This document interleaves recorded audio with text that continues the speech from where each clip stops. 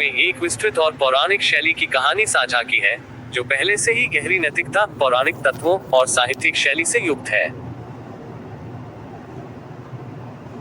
आपका अनुरोध है कि इसे त्रिया चरित्र के संदर्भ में परिवर्तित किया जाए, अर्थात ऐसी कहानी जो नारी चरित्र के नकारात्मक पहलुओं जैसे छल, लोभ या स्वार्थ पर प्रकाश डाले, जैसा कि भारतीय लोक परंपराओं में त्रिया चरित्र की कहानियां प्रायः करती हैं।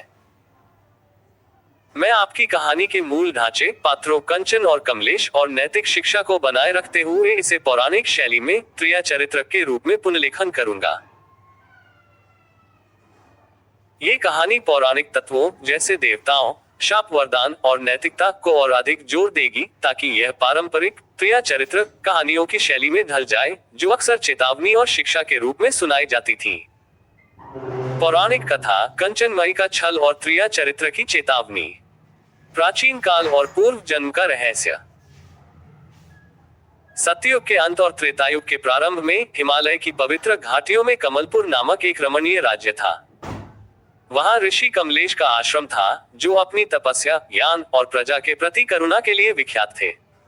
उनका नाम कमलेश इसलिए पड़ा क्योंकि उनका हृदय कमल की भांति निर्मल और ज्ञान का प्रतीक था। कमलेश ने अपने जीवन को सत्य, धर्म और समाज सेवा के लिए समर्पित कर दिया था। उन्होंने एक अनाथ बालक उज्ज्वल को गोद लिया था, जिसे वे ज्ञान और संस्कारों से सुसंस्कृत कर रहे थे। दूसरी ओर स्वर्गलोक में एक अप्सरा थी, जिसका नाम था कंचनमयी। वह अपनी मायावी सुंदरता और मधुर वाणी के लिए जानी जाती थी, किंतु उसका मन लोभ, स्वार्थ और वासना से भरा था।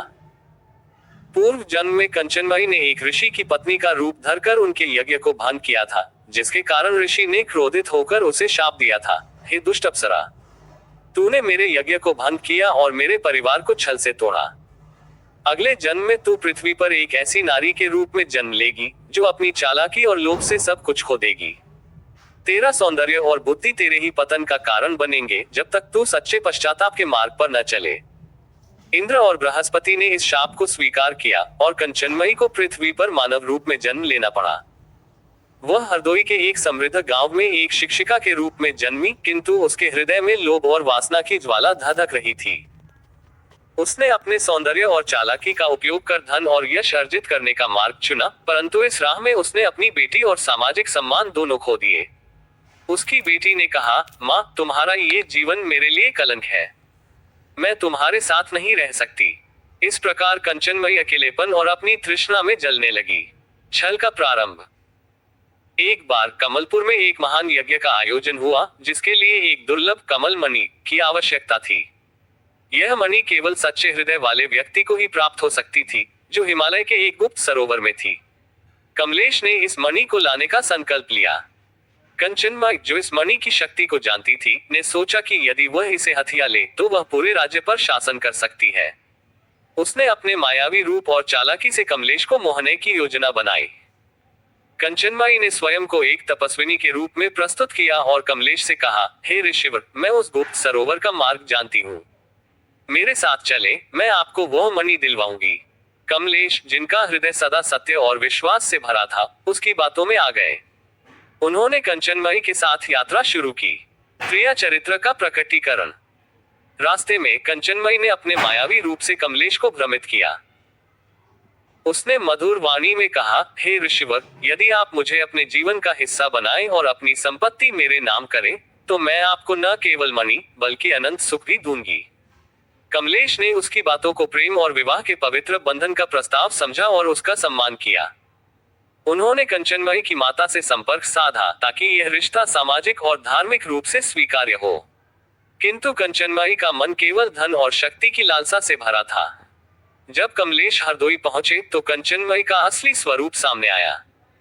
उसने कहा, यदि तुम अपनी सारी संपत्ति मेरे नाम नहीं करोगे तो मैं तुमसे विवाह नहीं करूंगी। कमलेश को उसका छल समझ में आ गया। उन्होंने शांत स्वर में कहा, सच्चा प्रेम और विवाह धन की मांग नहीं करते, तुम्हारा मन लोभ से भरा है। क्रोधित होकर कंचनमयी ने अपने दुष्ट साथियों को बुलाया। उसने रात के अंधेरे में कमलेश पर हमला करवाया, ताकि उनकी संपत्ति और कमल यंत्र जो मणि तक पहुंचने का मार्ग दिखाता था, छीन लिया जाए। किंतु देवी सरस्वती, जो कमलेश की रक्षक थी, ने उनकी रक्षा की। कमलेश घायल अवस्था में अपने आश्रम लौट आए। शाप का फल और कंचनमयी का पतन। कमलेश के आश्रम में पहुंचने पर देवी सरस्वती प्रकट हुई। उन्होंने कंचनमयी को साक्षात बुलाया और कहा, हे कंचनमयी, तूने अपने सौंदर्य और बुद्धि का दुरुपयोग कर एक पवित्र आत्मा को छलने का प्रयास किया।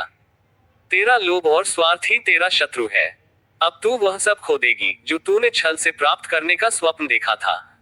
देवी के शाप के प्रभाव से कंचनमयी का मायाजाल ढह गया। उसका धन चोरों ने लूट लिया, उसकी ख्याति मिट्टी में मिल गई और उसकी बेटी ने उसे सदा के लिए त्याग दिया।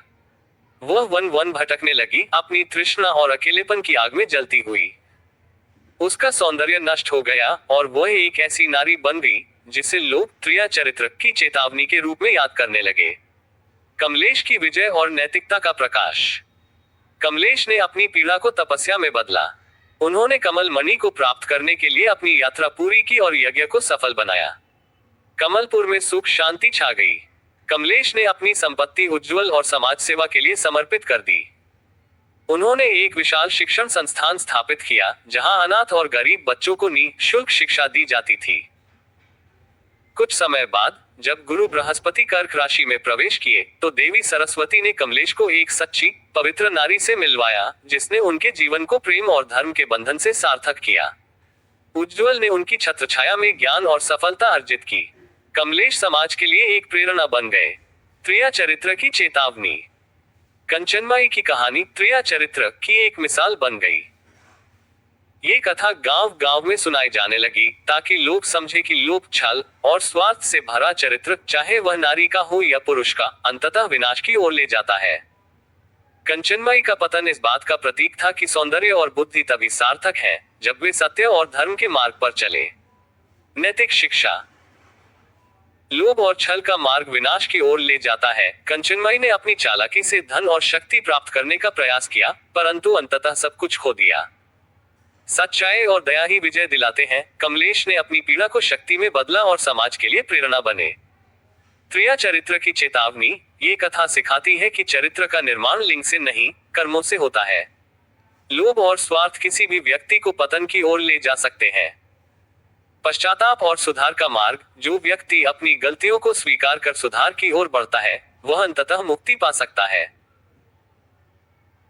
टिप्पणी। ये कथा त्रिया चरित्र की पारंपरिक शैली में लिखी गई है जिसमें नारी के नकारात्मक गुणों, लोभ, छल, वासना को उजागर किया जाता है जैसा कि भारतीय लोक कथाओं में प्रचलित था।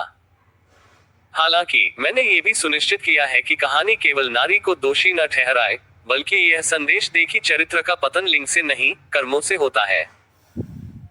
यदि आप इस कहानी में कोई विशेष परिवर्तन या अतिरिक्त तत्व जोड़ना चाहते हैं, या यदि कंचन कथा किसी विशिष्ट स्रोत या क्षेत्रीय कथा से प्रेरित है,